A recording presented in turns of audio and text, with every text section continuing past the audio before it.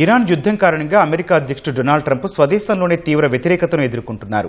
అక్కడి ప్రజల నుంచి ఆయనకు ఆశించిన స్థాయిలో మద్దతు లభించడం లేదు. ఇరాన్పై జరుపుతోన్న దాడులు పరిధి దాటిపోయాయని మెజారిటీ అమెరికన్లు భావిస్తున్నారు. రిపబ్లికన్లు కూడా ట్రంప్ తీరుపై అసహనం వ్యక్తం చేస్తున్నారు. ఇరాన్తో యుద్ధం కారణంగా అమెరికా అధ్యక్షుడు డొనాల్డ్ ట్రంప్నకు స్వదేశంలో ఎదురుగాలి వీస్తోంది. యుద్ధం త్వరగా ముగిసి తనకు రాజకీయంగా లాభిస్తుందన్న అంచనాలు తలకిందులయ్యాయి.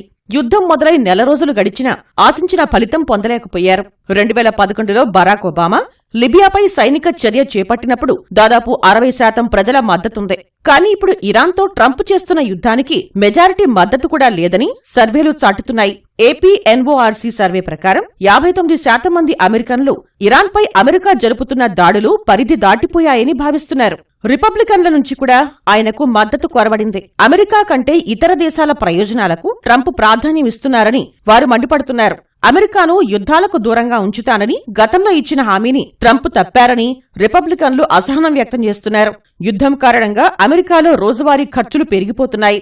పెట్రోల్ ధరల భారంతో ఆందోళన చెందుతున్న వారి సంఖ్య గతంలో 30% ఉండగా ఇప్పుడు 45% పెరిగింది. క్విన్నిపియాక్ యూనివర్సిటీ పోల్ ప్రకారం రిపబ్లికన్ పార్టీకి చెందిన ప్రతి 10 మందిలో 3 పెట్రోల్ ధరలు తమ కుటుంబాలకు తీవ్రమైన సమస్యగా మారాయని భావిస్తున్నారు. అమెరికాలో మార్చి 31 నాటి విశ్లేషణ ప్రకారం ట్రంప్ అప్రూవల్ రేటింగ్ -17 పాయింట్లకు పడిపోయింది.